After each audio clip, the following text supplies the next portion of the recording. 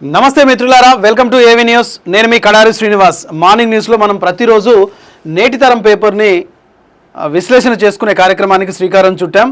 దీనిపై అభిప్రాయాలు కూడా మంచిగానే వస్తున్నాయి. వ్యూయర్స్ కూడా మాకు మంచిగా సపోర్ట్ చేస్తున్నందుకు చాలా ధన్యవాదాలు. రైట్, మొట్టమొదలు బ్యానర్ ఐటమ్గా చూసుకుంటే నేటి తరం సంపాదకులు బొమ్మ అమరేందర్ గారు రాసింది ఇక్కడ మనకు బ్యానర్ ఐటమ్గా కనబడుతుంది. నాయకులు ఆదర్శంగా ఉండాలి, ప్రజాసేవకు ఎల్లప్పుడూ అందుబాటులో ఉండాలి. అంటే నాయకులు ప్రజల ఓట్లను దండుకొని అధికారంలోకి వచ్చిన, ప్రజల మద్దతును కూడగట్టుకొని అధికారంలోకి వచ్చిన నాయకులు ప్రజల మధ్యన ఉండకుండా వాళ్ళకి ఎక్కడ సౌకర్యవంతంగా ఉంటుందో అక్కడికి వెళ్ళిపోయి ఉంటున్నట్టుగా మనకి కంటెంట్లో అర్థమవుతుంది. ఇక అసలు విషయంలోకి వస్తే, ఆస్తులు తెలంగాణలో, అధికారం మాత్రం ఆంధ్రాలో, పాలన ఏపీలో, నివాసం హైదరాబాదులో. ఏపీ పాలకులు నాయకుల తీరు విచిత్రం. విడిపోయి 12 ఏళ్ళైనా తెలంగాణలోనే మకం. వారం వారం అలా వచ్చి వెళ్ళిపోతుంటారు. అవసరమైతే పొద్దునొచ్చి సాయంత్రం వెళ్తారు. దేశంలో ఎక్కడైనా ఉండొచ్చు, అది హక్కే కావచ్చు. కానీ పాలకులు ప్రజలకు అందుబాటులో ఉండాలి కదా, ప్రజల మధ్యలోనే ఉండాలి, ప్రజలకు సేవ చేయాలి. అమరావతిని అంతర్జాతీయ రాజధాని చేస్తామంటారు, వాళ్ళు మాత్రం హైదరాబాద్లో ఉంటారు. అంటే ప్రజానాయకుల మాటలు నీటి మూటలు అనేది మనకి ఇక్కడ అర్థమవుతుంది. అంటే ఓట్లు మాత్రం ఏపీ ప్రజలై, తెలంగాణలో మాత్రం మీ జీవితం, మీ ఆస్తులు, మీ బతుకు తెలంగాణలో అవుతుంది అనేది ఇక్కడ మంచిగా మనకు కనిపిస్తుంది. చూస్తున్నారు కదా, మంచి మంచి హాస్పిటళ్ళు తెలంగాణలో, ఆంధ్ర వాళ్ళే ఉన్నాయి. టోటల్గా అధికారం ఆంధ్రాలో, ఆస్తులు మాత్రం తెలంగాణలో. చూడండి ఎట్లా ఉందో. అంటే ఒక బ్యానర్ ఐటమ్గా వచ్చిన దీని మీద మనం డిస్కషన్ చేసుకుంటే, రాష్ట్రం విడిపోయి 12 సంవత్సరాలు దాటుతున్నా ఇంకా ఆంధ్ర వాళ్ళకి ఇక్కడ ఆస్తులు ఎలాగో అలాగే ఉన్నాయి. ఇంకా ఒక మాటలో చెప్పాలంటే, తెలంగాణ ప్రభుత్వం, ఇప్పుడు రేవంత్ రెడ్డి ప్రభుత్వం ఏదైతే ఉందో అది ఏపీ ప్రభుత్వానికి అనుసంధానంగా ఉంది. ఆయన గురువు, ఈయన శిష్యుడు అన్నట్టుగా సాగుతుందని కొంతమంది కామెంట్ కూడా చేస్తున్నారు. మొత్తానికి అమరావతిలో ఇల్లు లేని జగన్కు రాజకీయం చేసే అర్హత లేదన్నారు. 12 ఏళ్ళైన సీఎం చంద్రబాబు కుటుంబంతో అమరావతిలో ఉండడం లేదు. మరి ఆఖరికి వైద్యం కోసం కూడా హైదరాబాద్లో చేసుకుంటాం. ఏపీలో మేలైన ప్రైవేటు వైద్యం లేదా? ప్రభుత్వ వైద్యం పాలకులకు వద్దా? ప్రజలకు భరోసా కల్పించేందుకు పాలకులు ప్రభుత్వ వైద్యం చేయించుకోవాలి. ప్రభుత్వ ఆసుపత్రుల్లో మౌలిక వసతులు కల్పించాలి. ఎన్నుకున్న ప్రజల్లో విశ్వాసం నింపకుండా హైదరాబాద్లో వైద్యమా? ఇది ఒక జర్నలిస్టులుగా, విశ్లేషకులుగా ప్రజా పాలకులకు చెప్పాల్సిన అవసరం లేదు. వాళ్లకు ప్రతిదీ తెలుసు. నిద్రపోయేటోని లేపొచ్చు, కానీ నిద్రపోతున్నట్టు నటించేటోని మనం ఎట్లా లేపడతాం? నాయకులు కూడా ఏపీ ప్రజల ఓట్లు ఎన్నుకొని, ఏపీ ప్రజల ఓట్లతోని గెలిచి హైదరాబాద్లో వాళ్ళకి ఏం పని అండి? హాస్పిటల్లో ఆంధ్రప్రదేశ్లో లేవావో హాస్పిటల్, ఖరీదైన హాస్పిటల్, మల్టీ స్పెషాలిటీ హాస్పిటళ్ళు ఆంధ్రాలో లేవా? జగన్ మాత్రం ఆడుకున్నారు కదా. ఇలా కూటమి ప్రభుత్వం ఏం చేస్తోంది అంటే, మాటలతోనే రాజధాని మేము అలా చేస్తాం, ఇలా చేస్తాం అని చెప్పేసి ఒక విజన్ ఉన్న నాయకుడిగా నారా చంద్రబాబు నాయుడు మరి పాలనా పగ్గాలు చేపట్టిన తర్వాత తెలంగాణలో మీ నివాసం ఎందుకు? ప్రజలు ఓట్లేసి గెలిపించినందుకు మీరు ప్రజల్లో ఉండాలి కదా, ప్రజల బాగోగులు చూడాలి కదా, ప్రజలకు సేవకులు కదా. అదే ఇక్కడ మనం చూస్తున్నాం బ్యానర్ ఐటమ్గా. చీఫ్ ఎడిటర్ అమరేందర్ గారు రాసినది ఇది. ఇక కంటెంట్లోకి వెళ్తే, ఏపీ రాజకీయాల్లో పెద్ద చర్చకు తెరలేసింది. ప్రధాని మోడీ తెలంగాణ పర్యటనలో హైదరాబాద్లో ఉన్న ఏపీ సీఎం చంద్రబాబు నాయుడు వైద్యం చేయించుకొని విశ్రాంతిలో ఉన్న పవన్ కళ్యాణ్ని కలిశారు. ఇది రాజకీయాల్లో మంచి సాంప్రదాయం. పైగా ఎన్డీఏలో ఈ ఇద్దరు నాయకులు భాగస్వాములు. పార్టీలు కూటమిగా కలిసి సాగుతున్నాయి. ఆయా పార్టీల మధ్య ఉన్న అవగాహనతో ప్రధాని ఆ ఇద్దరు నేతలను కలవడం సంస్కారం, మంచిదే. కానీ ఏపీ పాలించే ఇద్దరు ప్రధానమైన పాలకులు ఏకకాలంలో ఇద్దరు హైదరాబాద్లోనే ఉండడం విచిత్రం. విచిత్రమేముంది? వాళ్ళు పుట్టింది ఇక్కడే, వాళ్ళ ఆస్తులు పెరిగింది ఇక్కడే, అధికార వికేంద్రీకరణ అయింది తప్ప మనుషుల వికేంద్రీకరణ కాలే, ఆస్తుల వికేంద్రీకరణ కాలే, అధికార వికేంద్రీకరణ మాత్రమే అయ్యింది. ఎందుకంటే మా అధికారం మాకు కావాలని మనం కొట్లాడినాం తప్ప, తెలంగాణ ప్రజలుగా మన పాలన పగ్గాలు మా ప్రజాపాలన మేం చేసుకుంటామని కొట్టలేం తప్ప, ఆంధ్ర ప్రజలు ఏనాడు మీ నుంచి విడిపోతామని చెప్పలా. అందుకనే వాళ్ళు కావాలనుకుందే చేస్తున్నారు. ఇక కానీ ఇప్పటికి 2 సార్లు సీఎం అయిన చంద్రబాబు నాయుడు ఆనాడు లింగమనేని గెస్ట్ హౌస్లోనే అధికారికంగా నివాసం ఏర్పాటు చేసుకున్నారు. అంతే తప్ప కుటుంబం అక్కడికి మార్చుకోలేదు. ఇప్పటికీ చంద్రబాబు కుటుంబం హైదరాబాదును విడిచిపెట్టి వెళ్ళడం లేదు. ప్రతిపక్ష నేతగా ఉన్న సమయంలో కూడా ఆయన అమరావతిలో లేరు. ఇక సొంతంగా చంద్రబాబు నాయుడుకు అమరావతిలో ప్రభుత్వ అధికార భవనం మాత్రమే ఉంటున్నారు. గతంలో సీఎంలు గవర్నర్లు అయినా సరే ఎలాంటి అనారోగ్య సమస్యలు వచ్చినా ప్రభుత్వ వైద్యం చేయించుకునేవారు. ఎంత పెద్ద ఇబ్బంది అయినా నీమ్స్ లాంటి వాటిలో చేరేవారు. కానీ ఇప్పుడు ఆ పరిస్థితి కనిపించడం లేదు. పాలకులే ప్రభుత్వ వైద్యాన్ని ప్రోత్సహించకపోతే ప్రజల ఆరోగ్యాన్ని కాపాడేది ఎవరు? పాలకులైనా నాయకులైనా సరే ప్రైవేటు వైద్యం చేయించుకోవద్దని కాదు, కానీ అదే ఏపీలో మంచి మల్టీ స్పెషల్ ఆసుపత్రులు ఏర్పాటుకు కృషి చేయాలి. అక్కడ లేవని చెప్పేసి ఇక్కడ మీరు వైద్యం చేయించుకొని బాగా మళ్ళీ ఇక్కడ అంటే ఏమో అంటారు కదా, సరే మొత్తానికైతే ఇక్కడ ఆసుపత్రుల్లో వైద్యం చేసుకొని మళ్ళీ ప్రజలకు మీరు ఏం మెసేజ్ ఇస్తున్నారు ఆంధ్రప్రదేశ్ ప్రజలకి? అంటే అక్కడ మల్టీ స్పెషల్ ఆసుపత్రి లేకపోతే ఖచ్చితంగా మల్టీ స్పెషాలిటీ ఆసుపత్రులు ఖచ్చితంగా కట్టుకోవాలి. అయితే ఆ నమ్మకం కూడా ప్రజల్లో, ప్రైవేట్ ఆసుపత్రులపై కూడా ప్రజల్లో కొంత నమ్మకం ఏర్పడుతోంది. ఎందుకంటే అక్కడ మీరు కొత్త హాస్పిటల్ కడితే ప్రజలకు కూడా ఒక నమ్మకం వస్తుంది. తెలంగాణలో ఉండడం వల్ల పాలన కూడా అటకెక్కుతుంది, అధికారులు ఇష్టారాజ్యం పెరుగుతుంది. ఏదో కొన్ని రోజులు అలా వచ్చి ఇలా వెళ్తున్నారంటే అది వేరే విషయం. కానీ డిప్యూటీ సీఎం పవన్ కళ్యాణ్ ఉదయం రావడం సాయంత్రం వెళ్ళిపోవడం అంటూ వార్తలు వస్తుంటాయి. దానివల్ల ఎంత ప్రజాధనం వృధా అవుతుందో ప్రత్యేకంగా చెప్పనక్కర్లేదు. తాజాగా ప్రధానమంత్రి మోడీ కొన్ని కీలక సూచనలు చేశారు. ప్రజలైనా పాలకులైనా దుబారా ఖర్చు తగ్గించుకొని చెప్పారు. అంటే ఆ సూచనలు సామాన్యులకైనా పాలకులకు లేదా అనే ప్రశ్న వర్తిస్తుంది. అనేక ప్రశ్నలు కూడా ఉన్నాయి. ఇవి పాలకుల చీటికి మాటికి ప్రత్యేక విమానాలు, హెలికాప్టర్లు వినియోగిస్తూ పాలన ఏపీలో అయితే మకాం హైదరాబాద్లో ఉంటూ వెళ్ళి రావడం అనేది ప్రజల మీద భారం పడుతుంది.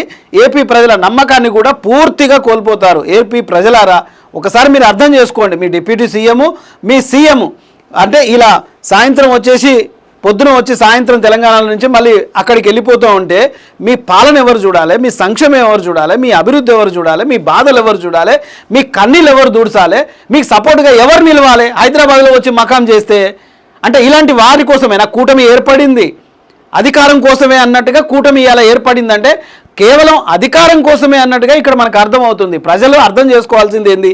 ఏపీ ప్రజలు ముఖ్యంగా మీ నాయకులు ఎక్కడెక్కడ ఉంటున్నారు, మీ నాయకుల ఆరోగ్యం బాగాలేకపోతే ఎక్కడెక్కడ చూపించుకుంటున్నారు, మీ నాయకులకు ఆస్తులు ఎక్కడెక్కడ ఉన్నాయి, ఆర్థిక వనరులు ఎక్కడెక్కడ ఉన్నాయి, ఒకసారి మీరు దృష్టి సారిస్తే మీ నాయకుల పనితీరు మీకు అర్థమైపోద్ది. అదే మనం ప్రధానంగా నేటితరం దినపత్రికలో మొదటి పేజీలో బ్యానర్ ఐటమ్గా పాలన ఏపీలో నివాసం మాత్రం హైదరాబాద్లో అన్నట్టుగా మనం మొదటి బ్యానర్ ఐటమ్గా చూస్తున్నాం.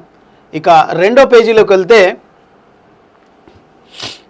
రైట్ మరొక వార్త చూసుకుంటున్నాం.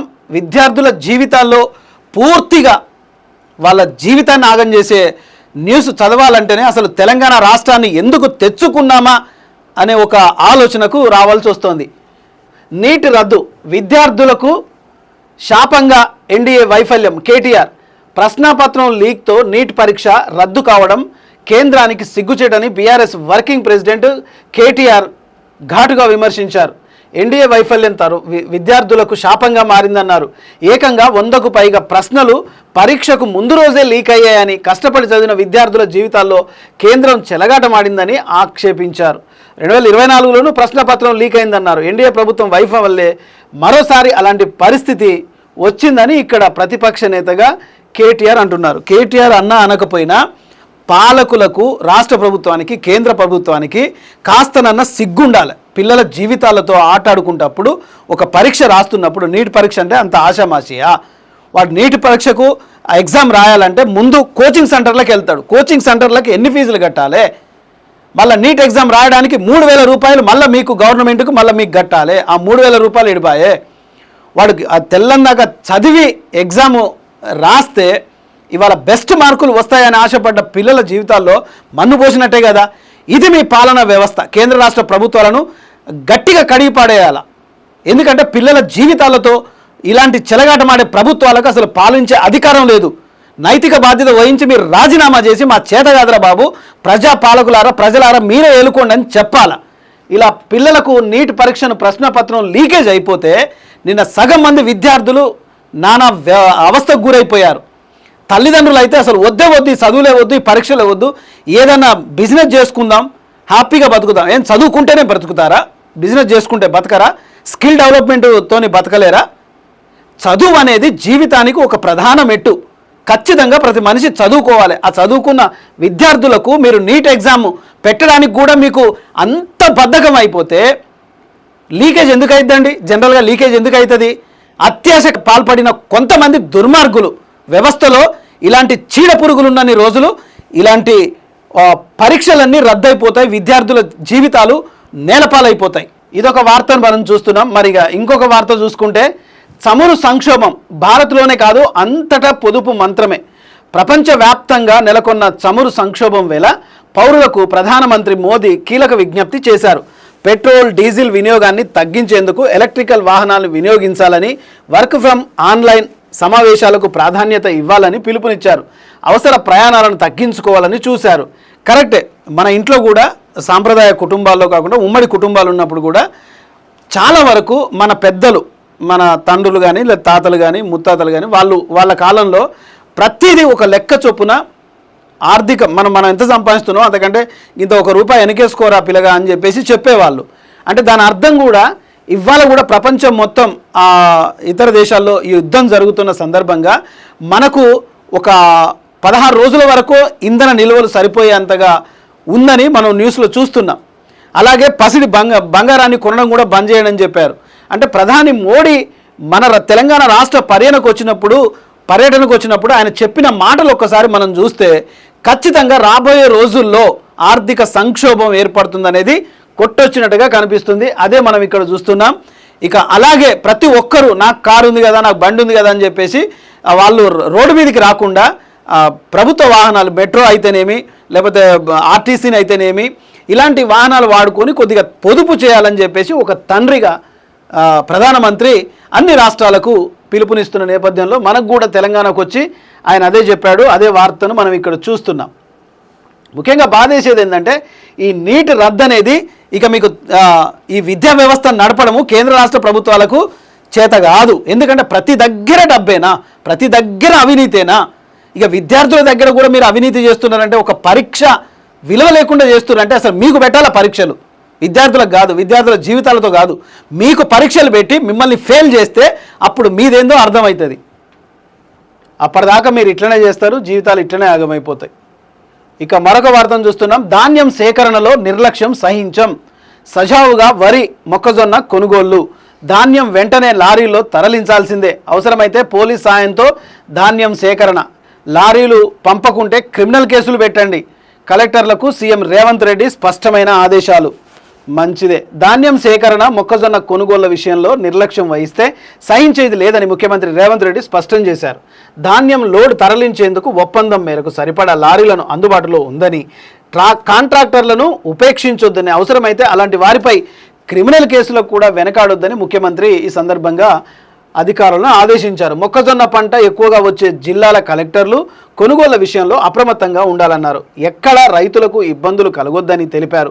అవసరమైన చోట పోలీస్ సహాయం తీసుకొని కలెక్టర్లకు ధాన్యం సేకరణ సాఫీగా జరగాలని ఆయన సూచించారు. జిల్లా కలెక్టర్ల సమావేశం వీడియో కాన్ఫరెన్స్లో ఆయన రాష్ట్రంలో మొక్కజొన్న కొనుగోలు, వరి ధాన్యం సేకరణపై ఆయా జిల్లా కలెక్టర్లతో ముఖ్యమంత్రి ఒక సమీక్ష చేసినట్టుగా మనం ఇక్కడ చూస్తున్నాం. కొనుగోలు కేంద్రాల్లో రైతులకు ఎలాంటి ఇబ్బందులు కలగకుండా చూడాలని సీఎం ఆదేశించినట్టుగా మనకు ఇక్కడ కనిపిస్తుంది.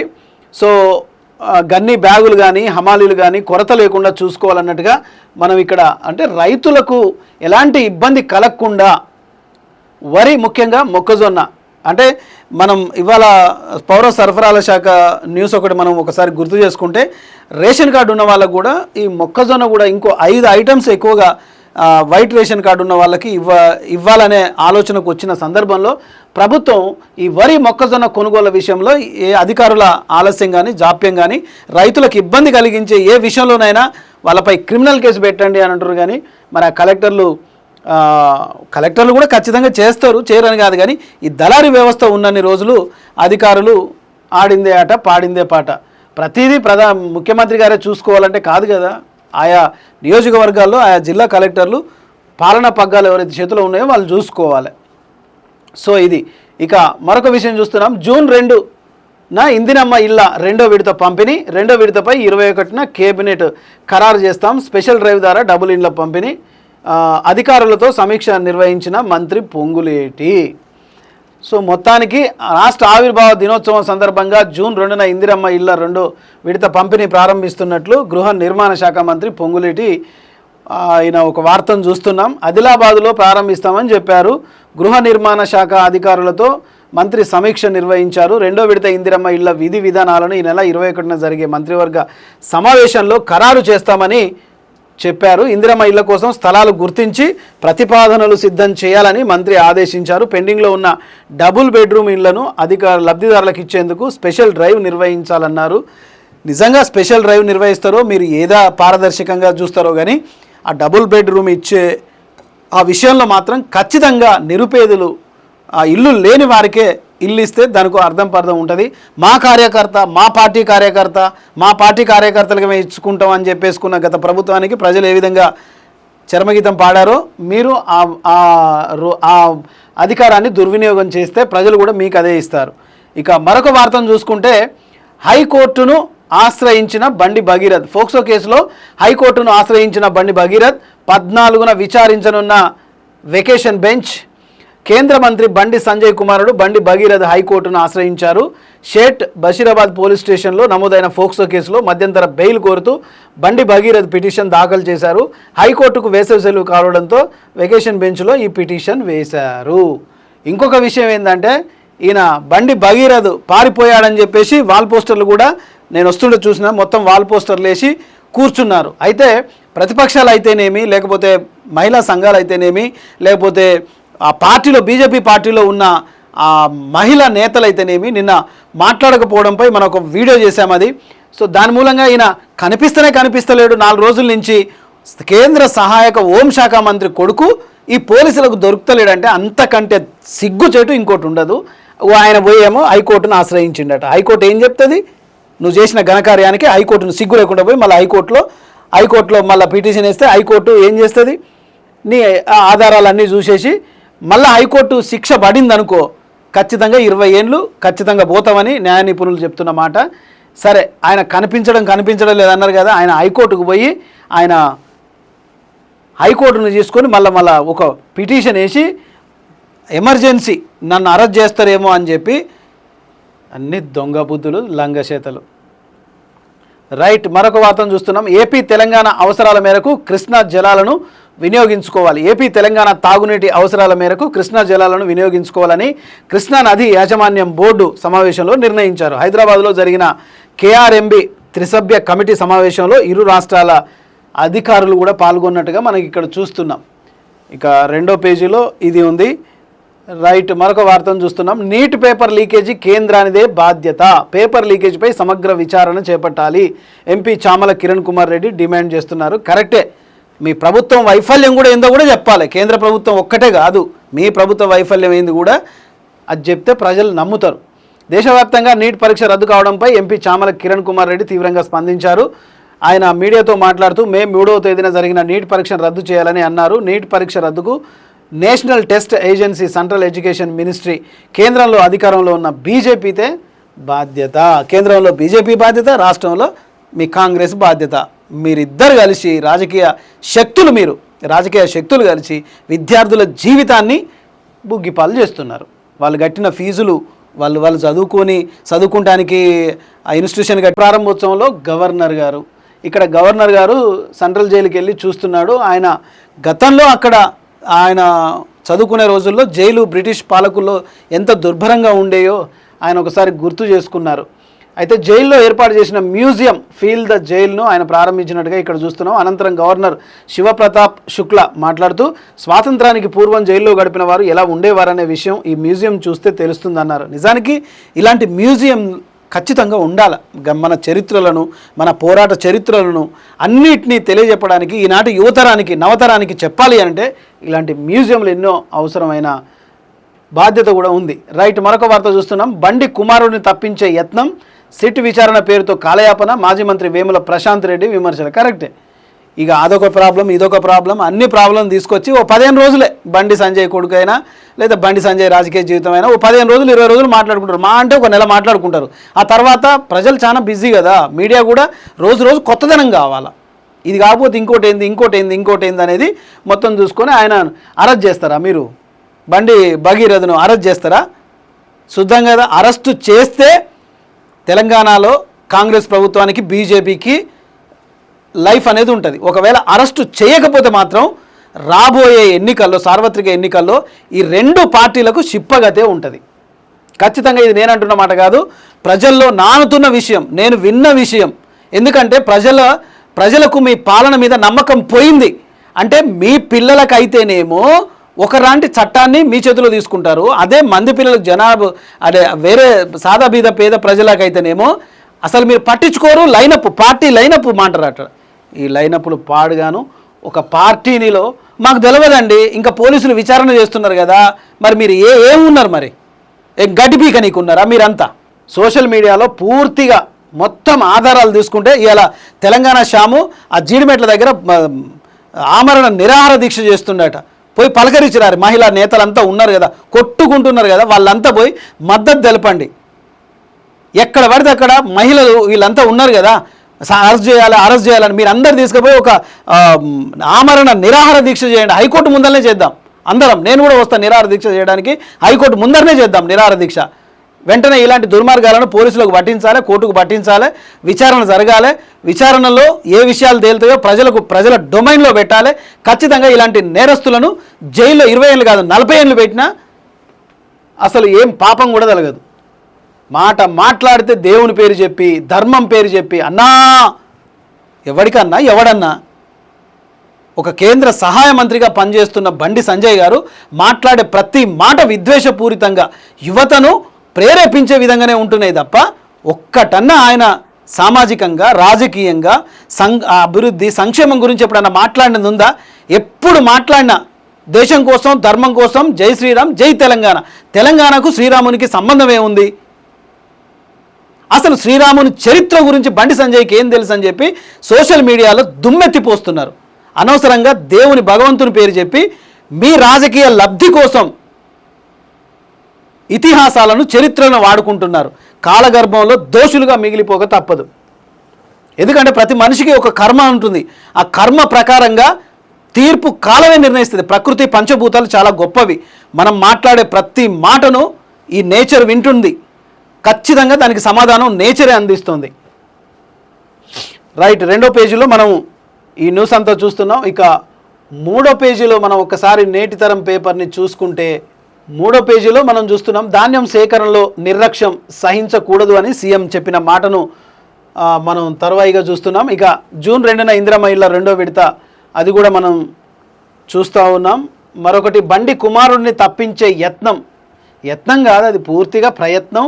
అన్నీ ఎంతవరకు రాజకీయంగా ఎంతవరకు వస్తే ఈ రాజకీయ పార్టీలన్నీ తెర వెనుక కూర్చొని అరే నా కొడుకేరా పోయి తల్లి తల్లడిల్లిపోతుందన్నా, నరక యాతన అనుభవిస్తున్నామన్నా అంటే మరి హనీ ట్రాప్ చేసిందని మళ్ళీ ఆ అమ్మాయి మీద కూడా కేసు పెట్టారు. వాళ్ళు 100 కోట్లకు అధిపతులు, నువ్వు ఇచ్చే 50 లక్షలకు అంత ఇది అయిపోతుంది. కాలం నిర్ణయిస్తుందిలేండి. ఇప్పుడు హైకోర్టుకి వెళ్ళిపోయారు కదా, గౌరవ హైకోర్టు మరి ఎలా తీర్పిస్తుందో వేచి చూడాల్సిందే. ఆనాటి జైలు దుర్భరంగా ఉండే, బ్రిటిష్ హయాంలో నరక కూపాలుగా ఉండే అనేది గవర్నర్ గారి ఇది చూస్తున్నాం. చమురు సంక్షోభం అనేది కూడా చూస్తున్నాం. ఇక ఇక్కడ మనం దాదాపు 13 దేశాల్లో వర్క్ ఫ్రమ్ హోమ్ అమలవుతుండగా 18 దేశాలు వివిధ రూపాల్లో వాహన వినియోగంపై ఆంక్షలు చేపడుతుండడం గమనార్హం అన్నట్టుగా మనం ఇక్కడ చూస్తున్నాం. సో మొత్తానికైతే ఈ ఇంధనం పొదుపు అనేది చేయకపోతే ప్రతి ఒక్కరికి అది సమస్యగానే మారిపోతుంది. ఇంధనం కాదు, మన ఇంట్లో కూడా మనం పొదుపు అనేది చేసుకోకపోతే మన ఇల్లు కూడా రోడ్డు మీద పడుతుంది. అలాగే దేశంలో రాష్ట్రాలు ఖచ్చితంగా ఇది చేసుకోవాలి. రోగుల ప్రాణాలను కాపాడే యోధులు నర్సులు. రోగుల ప్రాణాలు కాపాడడంలో నర్సుల పాత్ర అత్యంత కీలకం. వైద్యులతో సమానంగా నర్సులు కూడా అహర్నిశలు కష్టపడుతూ రోగులకు ధైర్యం, భరోసాను కల్పిస్తూ చక్కని చిరునవ్వుతో, ఆత్మీయతతో రోగాన్ని మరొక వార్తను చూస్తున్నాం. రోగుల ప్రాణాలను కాపాడే యోధులు నర్సులు. నిజంగా ప్రతి హాస్పిటల్లో మనం హాస్పిటల్కి వెళ్ళగానే ముందు డాక్టర్ మనకు గలవడు, నర్సులే అమ్మ ఏం ప్రాబ్లం రండి కూర్చోండి డాక్టర్ గారు వస్తారు కూర్చోండి అని చెప్పేసి ఒక చిరునవ్వుతో పలకరిస్తే సగం రోగం అక్కడనే వెళ్ళిపోతుంది. అలాంటి బాధ్యత నర్సుల మీద ఉంది. రోగుల ప్రాణాలను కాపాడడంలో నర్సుల పాత్ర అత్యంత కీలకం. వైద్యులతో సమానంగా, సరే వైద్యులతో సమానంగా ఎందుకనాలి కానీ వైద్యులు చేసే పని వైద్యులు చేస్తారు, వీళ్ళు చేసే పని వీళ్ళు చేస్తారు, వైద్యులకు సహాయకులుగా ఉంటారు. వాళ్ళతో సమానంగా నర్సులు కూడా అహర్నిశలు కష్టపడుతూ రోగులకు ధైర్యం భరోసాను కల్పిస్తూ చక్కని చిరునవ్వుతో ఆత్మీయతతో రోగాన్ని దూరం చేస్తున్నారని ఎంపీ కేశవనేని శివనాథ్ అన్నారు. అంతర్జాతీయ నర్సుల దినోత్సవం సందర్భంగా విజయవాడలో న్యూ జీజీహెచ్లో ప్రత్యేక కార్యక్రమం జరిగింది. ఈ కార్యక్రమంలో MP Kesineni Sivanath, collector doctor G Lakshmisha, శాసనసభ్యులు గద్దె రామ్మోహన్ రావు తదితరులు ఈ కార్యక్రమంలో పాల్గొన్నారు. వైద్యంలో కీలకమైన నర్సు వృత్తి, ఆ వృత్తికి గౌరవాన్ని హుందాతనాన్ని తీసుకొచ్చిన హాస్పిటల్లో సిబ్బందికి కొంతమందికి అక్కడ పూలమాలలు వేసి ఆ సర్వీసులు అంటే నర్సు దాంట్లో ఎవరైతే ప్రముఖంగా ఆ దారి చూపించారో వాళ్ళ విగ్రహాలకు కూడా దండేసినట్టుగా తెలుస్తున్నారు. అలాగే retired nursing superintendent G Akkamma 50,000 అందించగా మరో 1,50,000 నర్సింగ్ అసోసియేషన్ ద్వారా సమకూర్చి ఒక విగ్రహాన్ని కూడా ఏర్పాటు చేసుకున్నారు. మంచిది, ఎందుకంటే తెలంగాణ రాష్ట్ర ప్రజల్లోనే కాకుండా ఆంధ్ర ప్రజల్లో భారతదేశంలో ఎక్కడ ఉన్న నర్సులందరికీ మనస్ఫూర్తిగా ఆ నర్సుల దినోత్సవాన్ని చెప్పాల్సిందే. ఎందుకంటే వారి బాధ్యత కీలకం, వారు లేకపోతే వైద్య వ్యవస్థే ఉండదు. డాక్టర్ ఎంత కీలకమో డాక్టర్ వైద్యం చేయడానికి ముందు నర్సులు చేసే ఆ కీలక పాత్ర కూడా చాలా కీలకమని చెప్పాలి. వాళ్ళు నిజంగా యోధులే. ఇక మరొక వార్తను చూసుకుంటున్నాం. హైకోర్టును ఆశ్రయించిన బండి భగీరథ్, పోలీసులు గాలింపు కొనసాగుతుంది. ఈ కేసుకు సంబంధించిన అన్ని ఆధారాలు నేరం రుజువైతే అరెస్టు చేసుడు కాదమ్మా, ముందు అరెస్టు చేసి ముందు విచారణ చేయాలి, అప్పుడు నేరం రుజువైంది. కానీ అరెస్టు చేయకపోతే నేరం రుజువు ఎట్లా అవుతుంది? మీరు మీ వేషాలు ఈ కథలు. రైట్, ఫోక్సో కేసులో కుల ప్రసక్తి ఉండదు. బీసీ కార్డు వాడిండు కదా, బీసీ బిడ్డ నేను అని చెప్పేసి వాడిండు కదా. అసలు ఈ కుల ప్రస్తావన ఎందుకు వచ్చింది? అదే కుల ప్రస్తావన వస్తే కనుక అదే బీసీ బిడ్డనే కదా ఇలా ఆగమైంది. మరి ఆ బీసీ సంఘాలు ఏం చేస్తున్నాయి? ఇంత పొడుగు బీసీ సంఘాలకు పార్టీలు పెట్టుకున్నారు కదా, సంఘాలు పెట్టుకున్నారు కదా. కుల సంఘాలు అనేది దేనికి? మీ కులంలో ఏదైనా ఆడపిల్లలకు కానీ కష్టం వచ్చినప్పుడు మరి కుల సంఘాలు అనేది మాట్లాడి చర్య తీసుకోవాలి కదా. మానవ హక్కుల కమిషన్లు ఉన్నాయి, బాలల హక్కుల కమిషన్లు ఉన్నాయి, మహిళా కమిషన్లు ఉన్నాయి, కోకొల్లలు సంఘాలు అనేకం. కానీ ఒక్కడు కూడా పనికిరాదు, ఒక్కడు కూడా పనిచేయవు. మళ్ళీ పోలీసులు ఇన్వెస్టిగేషను, అరెస్టులు, మళ్ళీ కోర్టును ఆశ్రయించడాలు. కోర్టులను ఇచ్చిన ఎవిడెన్స్ ప్రకారంగా కోర్టు తీర్పిస్తుంది, హైకోర్టు అయినా సుప్రీంకోర్టు అయినా. కానీ అక్కడ ఏ ఆధారాలు ఇస్తారు, కోర్టులు ఏ విధంగా తీర్పుని చెప్తాయనేది కూడా ప్రజల్లో ఇంకా నమ్మకం లేకుండా ఉంది. రైట్, ఇది మనం వార్తలు ఇవి చూస్తున్నాం. ఇక 4వ పేజీలో మనం చూసుకుంటే ప్రధానంగా 4వ పేజీలో మనం చూస్తున్నాం నేటితరం దినపత్రికలో మోదీ సభలో లక్షల మందిని చూసి బీఆర్ఎస్కి వణుకు మొదలైంది. దేశం భవిష్యత్తు కోసం ఇంధనం ఆదా చేయమంటే తప్ప కేసీఆర్ రాష్ట్రాన్ని అప్పుల పాలు చేసి గజ్వెల్కు ప్రజా సమస్యలు పట్టించుకోకుండా ఫామ్ హౌస్లో పడుకుంటే ఒప్ప. వంటేరు ప్రతాప్ రెడ్డి 10 అబద్ధాలకు 10 చెంపదెబ్బలు. ఇక మీరు 10 అబద్ధాలకు 10 చెంపదెబ్బలు కొట్టాలంటే మరి బీజేపీ ప్రభుత్వం ఇచ్చిన అబద్ధాలకు ఎన్ని చెంపదెబ్బలు కొట్టాలి? నిన్న ప్రధానమంత్రి గారు వచ్చేసి ఒక్క నిరుద్యోగ గురించి మాట్లాడిండా, ఒక్క మన ప్రాజెక్టులకి జాతీయ హోదా కల్పించిండా? కనీసం ప్రధానమంత్రి చెప్పినాయట అన్నీ మంచిగా ఉన్నాయట. మీరు మోదీ సభకు వచ్చినది ఎంతమంది వచ్చిరో వణుకు పుట్టినది. మనిషికి 500 ఇచ్చి తెప్పించుకున్నారు. నేను చూసిన మనిషికి 500. ప్రతి రాజకీయ పార్టీ చేసేది అదే పనే. మళ్ళీ ఇంకా మేము శుద్ధ పూసలం అని చెప్పేసి ఎందుకు చెప్పుకోవాలి? అందరికీ తెలిసి ఇది అన్ని పార్టీలు ఇలాగే చేస్తాయి. అన్ని పార్టీల నాయకుల మీటింగ్లకు డబ్బులు ఇచ్చే తెస్తారు మనుషులని. ఏం ప్రజలు రోజుకోలు పుట్టుకొస్తారు? ఆ పార్టీలకు విభేదిస్తే ఒక్కరు కూడా ఉండరు. బీఆర్ఎస్లో ఉన్నోళ్ళే బీజేపీలో ఉంటారు, బీజేపీలో ఉన్నోళ్ళే ఇంకో బీఆర్ఎస్లో ఉంటారు. ఏంది ఇదంతా? ప్రజల్ని తప్పుదారి పట్టించడమే ఇదంతా. ఇక ఓటు హక్కు పరిరక్షణ ప్రజాస్వామ్యానికి బలమైన పునాది. MLA KP Vivekanand special intensive రివిజన్పై బీఆర్ఎస్ నాయకులు అవగాహన సదస్సులో ఈయన మాట్లాడుతున్నారు. ఓటు ఎంత ముఖ్యమో అందరికీ తెలుసు, కానీ ఆ ఓటును ఎంత దుర్వినియోగం చేస్తున్న విషయం కూడా మనం అందరం తెలుసుకోవాలి. ఓటు అనేది మన బిడ్డ లాంటిది. మన ఆత్మ గౌరవం. ఆ ఓటేసేటప్పుడు ఏ నాయకుడికి వేస్తున్నా, నేర చరిత్ర ఉన్న నాయకుడికి వేస్తున్నానా, లేకపోతే మాట మీద నిలబడే వ్యక్తికి వేస్తున్నానా, లేకపోతే మన మధ్యన నివసించేవాడు మనకు ఆపదొస్తే ముందుండేవాడికి ఓటేస్తున్నామా అనేది ప్రతి ఒక్కరూ ఆలోచించుకోవాలి. ఇది ఓటు వచ్చిన దగ్గర నుంచి అంబేద్కర్ గారి దగ్గర నుంచి నా వరకు ఎంతమంది చెప్పుంటారు, ఎంతమంది ఓటు మీద అవగాహన కార్యక్రమాలు చేస్తుంటాయి. అయినా మనం మారం. 100 ఇచ్చినవా, మందు పోసిండా, బిర్యానీ ఇచ్చిండా, ఓటేసి వచ్చినామా, అట్టనే బతుకురి, అట్టనే సావురి, ఎవ్వడు మార్చలేరు. రైట్. మరొక వార్తను చూసుకుంటే జంగంరెడ్డిపల్లి గ్రామంలో ఎస్సీ ఎస్టీ అట్రాసిటీ కేసులో 3 నిందితుల అరెస్ట్. రైట్. ఒకరేమో ఎస్సీ ఎస్టీ అట్రాసిటీ కేసు తీసేయాలంటారు, ఇంకోరేమో ఫోక్సో కేసు, అది ఇంగ్లీష్ వాళ్ళది, మనది కాదు, ఆ తెల్లతోలోడు పెట్టింది. చట్టాన్ని మీరు రాయండి అమ్మా, మీరు రాసుకొని బీజేపీ ప్రత్యేకమైన ఒక చట్టాన్ని ఏర్పాటు చేస్తే అందరూ సస్యశ్యామలంగా ఉంటారు అన్నట్టు. మీకు చట్టాలు అనేవి పనికిరావు, అది మీకు కాలితే, మీకు కాలే చట్టాలు అయితే పనికిరావు, లేకపోతే మార్చేసుకుందాం. ఇంతవరకు రాజ్యాంగాన్ని ఎన్నిసార్లు అమెండ్మెంట్ చేసిర్రో మనందరికీ తెలుసు కదా. ఇష్టం ఉన్నట్టు మార్చుకోండి. ఇక్కడ మాత్రం జంగంరెడ్డిపల్లిలో ఎస్సీ ఎస్టీ అట్రాసిటీ కేసులో 3 నిందితుల్ని అరెస్ట్ చేసినట్టుగా మనం ఇక్కడ చూస్తున్నాం. ఏసీపీ శ్రీ కె నరసింహులు కులం లేదా మతం పేరుతో దూషించడం, దాడులకు పాల్పడడం వంటి చర్యలను పోలీసులు ఏమాత్రం సహించరు. పోలీసులే కాదు, చట్టమే ఒప్పుకోదు. అక్కడ దాడులకు పాల్పడడం వంటి చర్యలను పోలీసులు సహించరని, నేరస్తులు ఎంతటి వారైనా ఉపేక్షించలేదని, చట్ట ప్రకారంగా కఠిన చర్యలు తీసుకుంటామని చెప్పారు. ప్రజలందరూ కులమత భేదాలను విడనాడి సోదరభావంతో మెలగాలని. Very good. అట్లయితే ఎటువంటి వివాదాలు కూడా ఉండవు. ఔషధ వర్తక బంద్కు అందరూ సహకరించాలి. ఆల్ ఇండియా మెడికల్ షాప్స్ బంద్ చేయాలని, దేశవ్యాప్తంగా జరుగుతున్న ఆన్లైన్లో ఔషధ విక్రయాలను నిలిపేయాలని, కార్పొరేట్ సంస్థల భారీ డిస్కౌంట్లను నిలిపేయాలని. లేకపోతే ఒక 400 రూపాయల మందులు కొనుక్కుంటే బయట జెనెటిక్ మెడికల్ షాప్లో మందులు కొనుక్కుంటే 400 రూపాయలు అయిపోతుంది. అదే డాక్టర్ దగ్గర చూపించుకొని అదే డాక్టర్ చూపించిన మెడికల్ షాప్లో కొనుక్కుంటే మాత్రం 4700 రూపాయలు అవుతాయి. అలాంటి బంద్ చేయాలనా? మీరు సేవలు సరిగ్గా చేస్తే ఆన్లైన్లో కాదు, మీ దగ్గరనే తీసుకుంటారు. ముందు మనం చక్కగా లేవు కానీ ఇంకోడు నీతివంతంగా ఉండాలంటే ఎట్లా? ముందు మనం కరెక్ట్గా ఉండాలి కదా. మనం కరెక్ట్గా ఉండకుండా అవతలోడు నీతిగా ఉండాలి, అవతలోడు ఆది చేస్తున్నట్టు చేస్తాడు. బిజినెస్లో ఎవరి టాలెంట్ని వాడు ఉపయోగించుకుంటాడు. చేతనైతే వానికంటే ఎక్కువ సర్వీస్ నువ్వు ఇచ్చి చూడు, వానికంటే ఎక్కువ క్వాలిటీని నువ్వు ఇచ్చి చూడు, నీ దగ్గరికే వస్తారు ప్రజలు. వేరే వాడిని ఎవరినో ఎందుకు నమ్ముతారు? పొద్దున్న లేస్తే మీరు ఒకరినొకరు చూసుకునే వాళ్ళం మనం అందరం. దోపిడేనా వైద్యం? మెడికల్ అంటే అదొక వైద్యం మాఫియా, మెడికల్ మాఫియానే ఉంటుండే. రైట్. మనం ఇంకా మరొక వార్తల్లోకి వెళ్తే కార్మిక వ్యతిరేక విధానాలపై కుత్బులాపూర్లో కార్మిక సంఘాల గర్జన. డిమాండ్స్ డే సందర్భంగా సిఐటియు ఏఐటియుసియు ఆధ్వర్యంలో భారీ ర్యాలీ.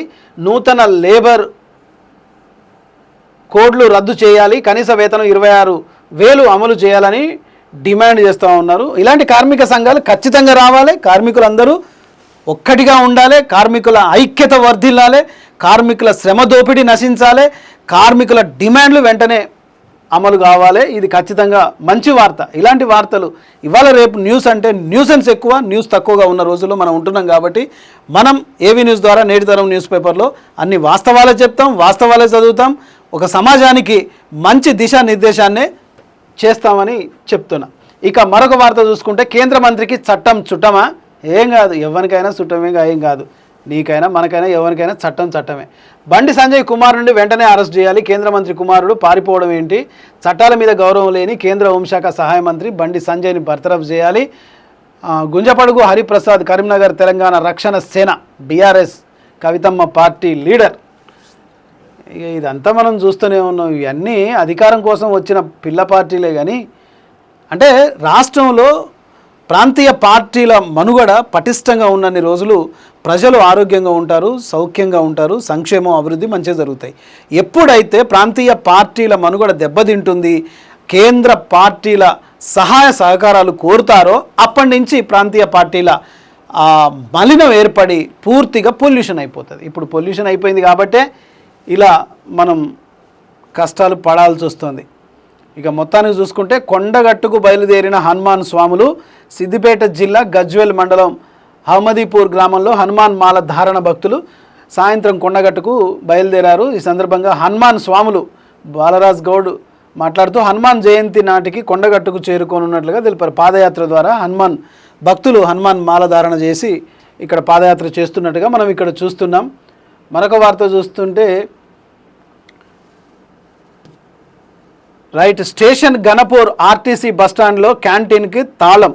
ఎందుకో జనగామ జిల్లా స్టేషన్ గణపూర్లోని ఆర్టీసీ బస్టాండ్లో ఉన్న క్యాంటీన్ను ఆర్టీసీ అధికారులు తాత్కాలికంగా మూసివేశారు. క్యాంటీన్ నిర్వాహకుడు గత 5 నెలలుగా అద్దె చెల్లించకపోవడంతో ఈ చర్య తీసుకుంటున్నట్టు. ఎట్లా తీసుకుంటారు మరి? వచ్చిన వాళ్ళంతా ఆర్టీసీ వాళ్ళంతా ఫ్రీ అయినా అలా, వాడేమో అద్దె కట్టాలి, అన్నీ చేసి పెట్టాలి. మీ ఆర్టీసీ వాళ్ళంతా ఫ్రీగా తింటారాడా? ఆ వచ్చిన వాళ్ళంతా మరి వాళ్ళు తినకపోతే వాడికి డబ్బులు రాకపోతే వాడు ఎట్లా అద్దె కడతాడు? వాందేం ప్రాబ్లం ఉందో? అద్దె కట్టలేదట, ఖచ్చితంగా దానికి తాళం వేసారు. మంచిదే.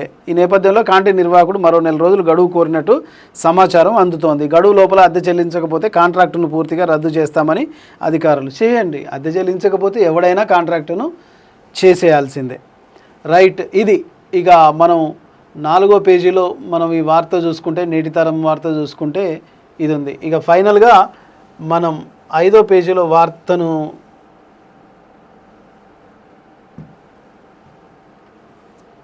ఫైనల్గా ఈ కంటెంట్ మనం ఒకసారి చూసుకుంటే, దుండిగల్లో అక్రమ నిర్మాణపై ఉక్కుపాదం. నిన్న మనం చదువుకున్నాం. 2వ రోజు సాగిన కూల్చివేతలు, టెక్ మహీంద్రా ఎదురుగా భారీ భవనంపై చర్యలు, పాక్షిక కూలివేతలపై ప్రజల అనుమానాలు, ముడుపుల కోసమైన నాటకాలు అంటూ కొత్త డీసీ హయాంలోనే అక్రమాలకు చెక్ పడుతుందా అన్న చర్చ నిన్న మనం చెప్పుకున్నాం.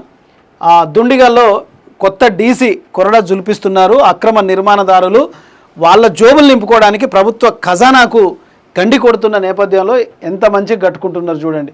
కూలగొట్టరా అంటే మొత్తం కూలగొట్టరు. మన హైడ్రా కూలగొట్టమంటే మొత్తం ఏళ్ళ కాంచి కూలగొట్టలే. మరి ఇక్కడ ఎందుకు సగం సగం కూలగొట్టిర్రు?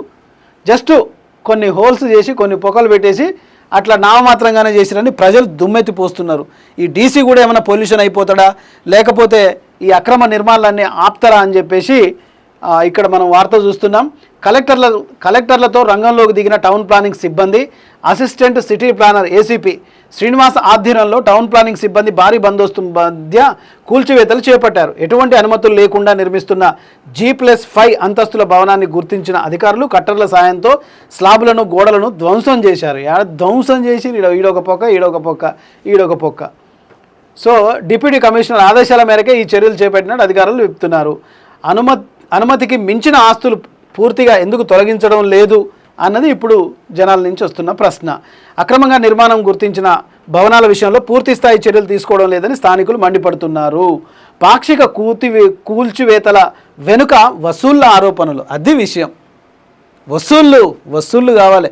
వసూళ్ళు ఈ వసూళ్లే కదా అక్రమ నిర్మాణదారులను భయపెట్టే భారీగా ముడుపులు వసూలు చేసుకునేందుకు ఇలాంటి షో, అంటే కెమెరా ముందు షో చేస్తారు. ఇగో కులగొట్టినాం, రైట్ మేము తీసుకుంటున్నాం, అదొకటి పొక్కబెట్టు, ఇక్కడ ఒకటి పొక్కబెట్టు, కథం వెళ్ళిపోయింది. అంటే దాని వెనక ఏంటంటే వసూళ్ళు ఎక్కువగా ఉంటున్నాయని ప్రజల నుంచి ఆరోపణలు వస్తున్నాయి. ఎందుకంటే ప్రజలు అబద్ధం ఆడరు కదా, అధికారులు అబద్ధం ఆడతారు, అక్రమ నిర్మాణదారులు అబద్ధం ఆడతారు. కానీ ప్రజలు ఎందుకు అబద్ధం ఆడతారు? వాళ్ళకు మొత్తం తెలుసు కదా, మీ ఆటలన్నీ మీ కథలన్నీ ప్రజలకు తెలుసు. అయితే సీజ్ చేసిన భవనాలు ఇప్పుడు ప్రారంభోత్సవాలకు సిద్ధమవుతున్నాయట. అది కథ. రైట్ మిత్రులారా, చూస్తున్నారు కదా నేటి తరం దినపత్రికలో అన్ని వాస్తవాలే అంటూ మనం 5 పేజీల కథనాలను విశ్లేషణ చేసుకున్నాం. రేపు మరికొన్ని వార్తలతో మళ్ళీ మీ ముందుంటాను. చూస్తూనే ఉండండి AV news. Signing off Kadari Srinivas. Thank you very much.